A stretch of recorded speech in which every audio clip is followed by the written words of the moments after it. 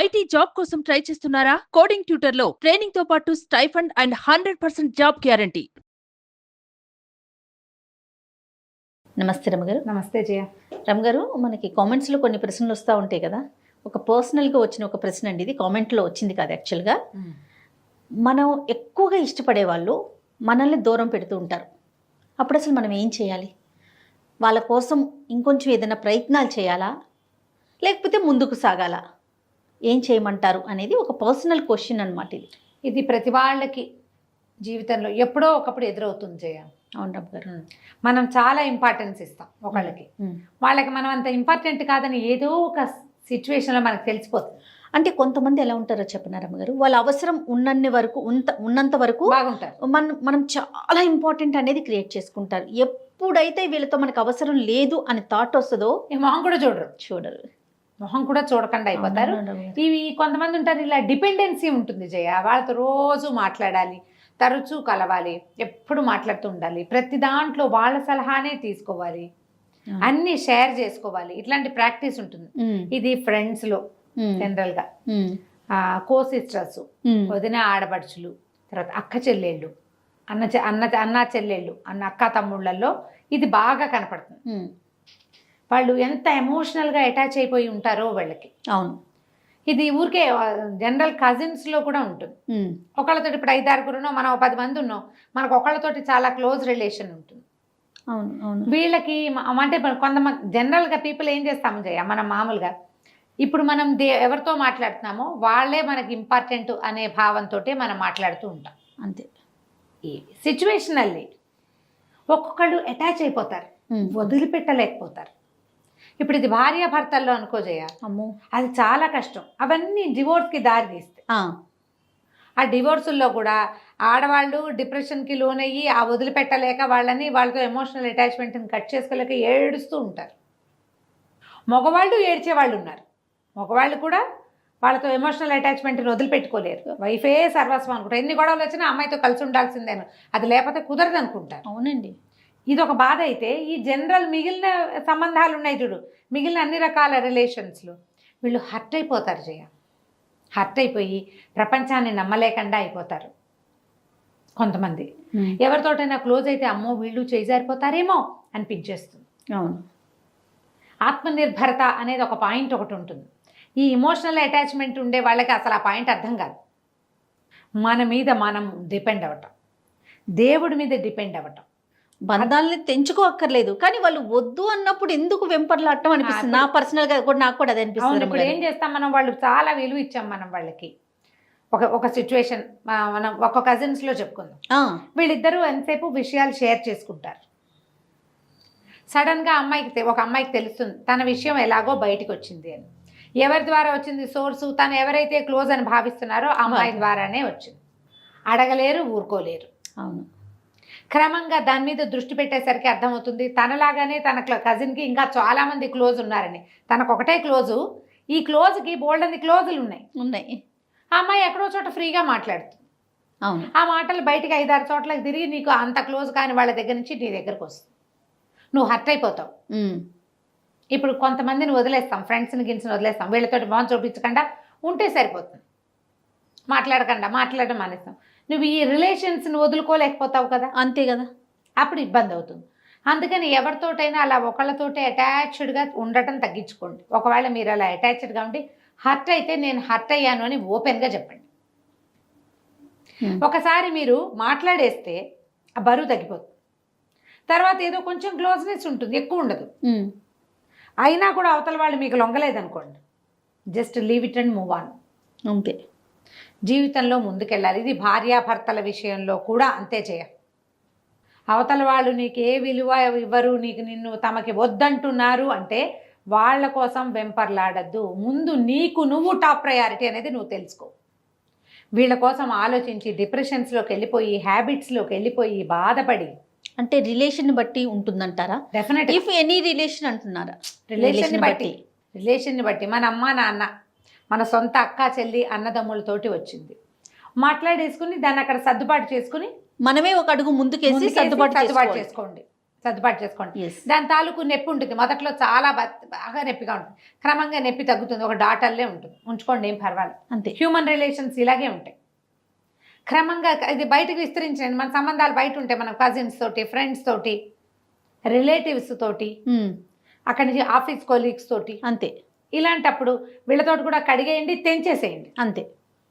Move on అయిపోండి లైఫ్లో. ఇలా వాళ్ళెవరో నిన్ను హర్ట్ చేశారని నువ్వు హర్ట్ అయిపోయి ఎక్కడ ఏది ఆగదమ్మా దేనికోసము.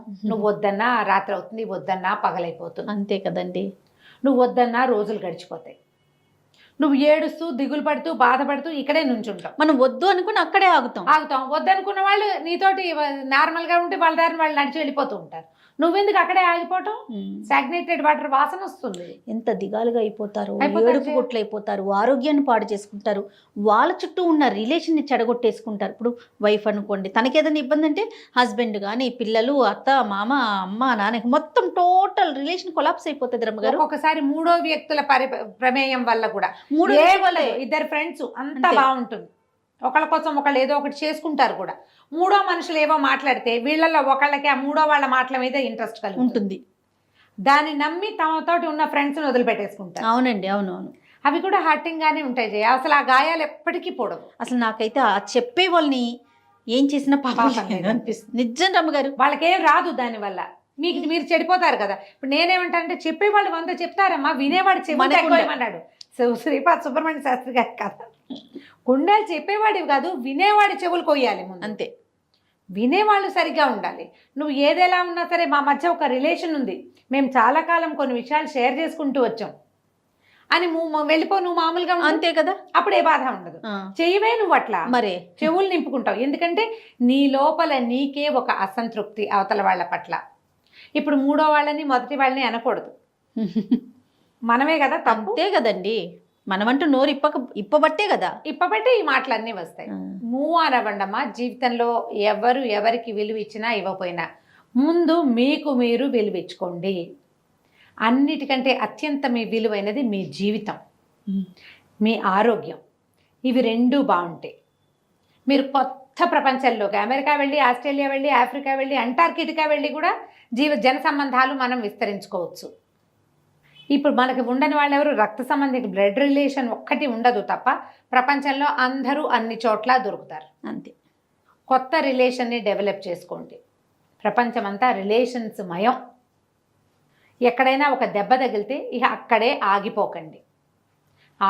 ఇప్పుడు రాజయ్య, ఇప్పుడు మనకి ఎన్ని థెరపిస్టులకి వాళ్ళకి డిమాండ్ పెరిగిపోలేదు. అవునండి.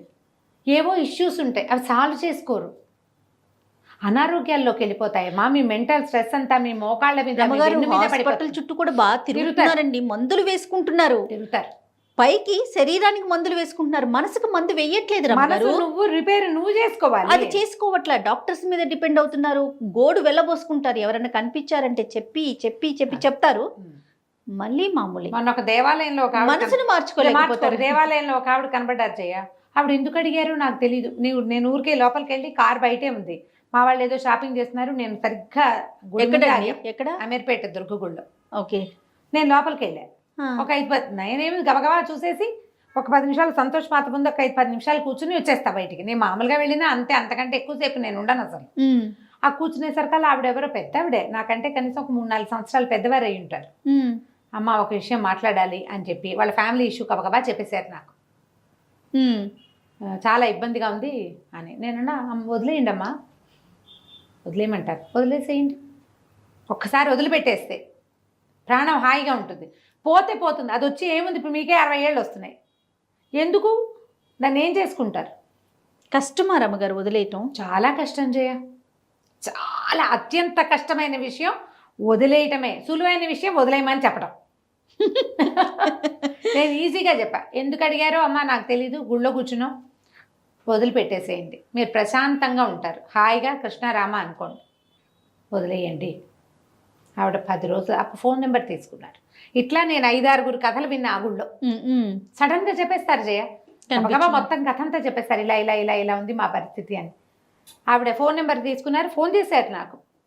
మీరు వదిలేయమని చెప్పిన తర్వాత ఇంటికి వెళ్ళి మా ఆయనకి మా అబ్బాయికి చెప్పానండి, అది రాకపోయినా మీకు వృద్ధి వస్తుంది అని చెప్పారు నాకు. నేను అలాగే చెప్పాను. అది కలిసి రాలేదు ఆస్తి, వదిలేయండి, మీ పుట్టింటి ఆస్తి వదిలిపెట్టండి, మీ అబ్బాయికి ఏదో మంచి ఉద్యోగం వస్తుంది, ఇంకా కొంచెం బెటర్మెంట్లోకి వెళ్తారమ్మా. ఎందుకు వెంపర్లాట, అన్నయ్యతో పడదు తమ్ముడితో పడదు, వాళ్ళు ఎవరు మిమ్మల్ని గుమ్మం తొక్కనివ్వరు, మీతో మాట్లాడరు డబ్బుల కోసం. వేదేమో డబ్బు పుసుకుని కళ్ళు మూసామంటే డబ్బు లేదు గిబ్బు లేదు, మనం ఒకళ్ళమే పోతాం అన్నీ ఇక్కడ వదిలిపెట్టుకుని. ఆవిడ చక్కగా మంచి వజ్రాలు గిజ్రాలు వేసుకుని బాగున్నారు డైమండ్స్ తోటి మంచి. ఫోన్ చేశారు 10 రోజుల తర్వాత, మా అబ్బాయి మా ఆయన కూడా సమాధానం పడిపోయారమ్మా, మేము బెంగళూరు షిఫ్ట్ అయిపోవాలని అనుకుంటున్నాము, అక్కడ ఏదో బిజినెస్ ప్లాన్ ఆలోచిస్తున్నాడు, చాలా మంచి బయర్స్ కూడా చాలా మంచి వాళ్ళు దొరికారు ఇక్కడ ఆస్తికి మాకు. పోనీలే, గుళ్ళో డిసైడ్ అవ్వండి అంతే.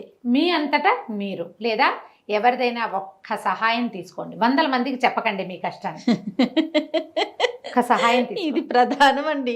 ఇప్పుడు సమస్యల్లో ఇదొక కొత్త సమస్య. 10 మంది చెప్పి 10 రకాల ఆన్సర్లు, ఏది చెయ్యం మళ్ళీ ఫైనల్ గా, ఏం చెయ్యం, మళ్ళీ మన ఏడుపు ఏడవటమే. లేదా మీ మనసు మాట వినండి, మూవ్ ఆన్, అంతే. మీకు విలువ లేని చోట పారిపోవద్దు, తప్పుకోండి.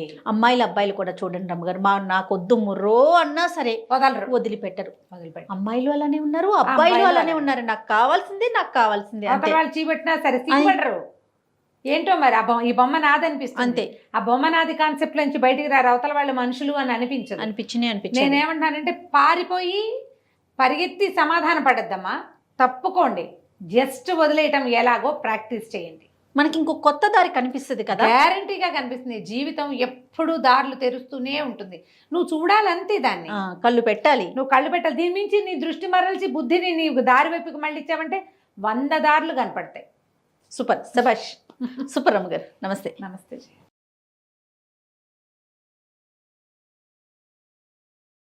సుమన్ టీవీలో మీ పర్సనల్ అండ్ బిజినెస్ ప్రమోషన్స్ కోసం కింది నెంబర్కి కాంటాక్ట్ చేయండి.